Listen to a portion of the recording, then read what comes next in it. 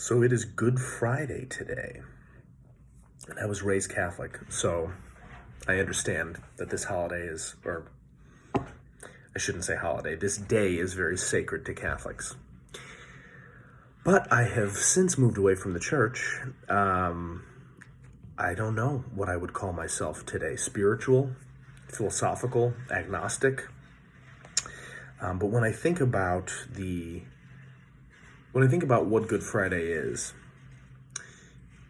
it's the day that Jesus, according to Catholic lore, the day that Jesus got up on the cross, was tortured, was forced to walk with a cross on his back, carrying the cross. And he suffered and was tortured and was eventually hung up on the cross and was crucified, which is where your lungs basically collapse. He had nails he was nailed to the cross, is what the story says. And at around 3 p.m. on Good Friday, apparently, is when Jesus died. And Easter is the holiday 2 days later on Sunday, where Jesus rose from the dead. So it's a really good story. I'm not saying it's true, and I'm not saying it's false. But the only thing that I can think of today is how Jesus would probably be appalled if he came to 2020, was able to somehow come here physically and witness what was going on in his church. And look, not all churches are evil and bad. And this is something that I just want to differentiate, because I was lucky enough to be raised in a nice town with a wonderful church, with a priest that was like Barack Obama circa 2008, was such a good orator, was funny, was engaging, his sermons were engaging, so I was really, really lucky. I went to Catholic high school as well. That priest was boring as shit. But my town priest, in the town that I grew up in the church I went to for years, was wonderful, and the community was great, but not everybody has that experience. And that's what I'm remembering today.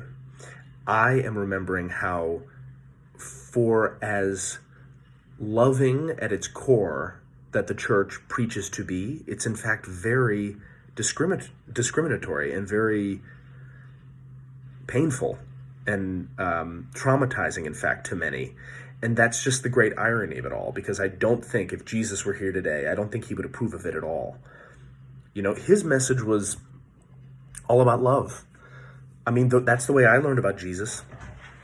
Right? Isn't it the way you learned about Jesus? Love your neighbor as yourself. Jesus accepted women, he accepted children and homeless people and all of these second or third class citizens of the day. So he was someone who was there for them. And he was, an inspiring soul for sure. Probably also a great orator. So I'm not doubting that Jesus was a person who was inspirational. And maybe he is the Son of God. Maybe he isn't. That is a question that's bigger than me, but that's not what I'm here to debate right now. I'm just thinking about Good Friday, I guess, makes me think about Jesus' sacrifice and makes me think about how, unfortunately, it would all be for naught, in a sense. If Jesus were here, he would probably say, this is crazy. You guys are crazy. What you have done in my name, the pain and suffering that you have in fact inflicted in my name, is appalling. And I don't approve of that. Because again, here he was saying, love your neighbor as yourself, do good to others, treat others with respect, accept others, appreciate others for who they are. That, I mean, maybe I'm reading my Bible wrong, or maybe I was taught wrong, but that's essentially Jesus's message, and that is the foundation of the church. And for the institution of the church, meaning Vatican City, the big dogs, the cardinals, the Pope, for the institution to not only not change throughout the years, but to cover up the abuse that has been done within their walls, that has been done by their priests and their clergy, to not own up to it. Jesus would not approve of that. Even the Pope, who is a pretty progressive Pope, I read one of his tweets the other day, and it mentions nothing of the victims. It was in reference to a cardinal who got off. He was charged with, I don't know, abuse or some negative thing he was charged with, and he got off. The Pope made a statement about this cardinal and made no statement about the victims. Nothing about the children or the people that were traumatized, potentially affected by his decision. to abuse them or molest them or rape them or whatever he did. And it's just sickening. And it makes me so angry, really. It makes me angry. It makes me furious. But it makes me grateful that I am not still drinking the Kool-Aid of the church. And it also makes me grateful that I went to a nice church growing up. Again, this isn't a problem of individual churches. Individual church communities can be wonderful. And so I'm very conflicted about that, because here I have great memories of going to a church, of learning things even, of meeting people, of having a very nice community, of even being a youth leader. I led some retreats when I was, in high school. So I have that here. And then on the other side, it's the fact that this church belongs to this larger institution of churches that is a behemoth, that is a rigid, unyielding, even menacing organization. And let's just forget about the abuse for a second. There are countless other ways that the church has traumatized people throughout the years. Trauma is a funny word, an interesting word, I should say. I don't know if I've been traumatized by the church, but I will say this. The church has not been friendly, still is not friendly to gay people, to queer people, any of the letters in the LGBTQ spectrum, right? So you have priests and you have clergymen molesting, abusing children, and then just getting moved to the next parish and not being defrocked. So you have that boils my blood. Meanwhile, you have the church preaching messages of hatred about gays, or at least saying that it's sinful and that it's wrong and that it's bad. Hello, pot calling the kettle black? It's hypocrisy. It's gross hypocrisy. It's insane and silly, and it makes me even more angry to remember how discriminatory and how judgmental, I should say, and how restricting the church was, all the while diddling little boys behind the scenes, abusing children, traumatizing children. For what?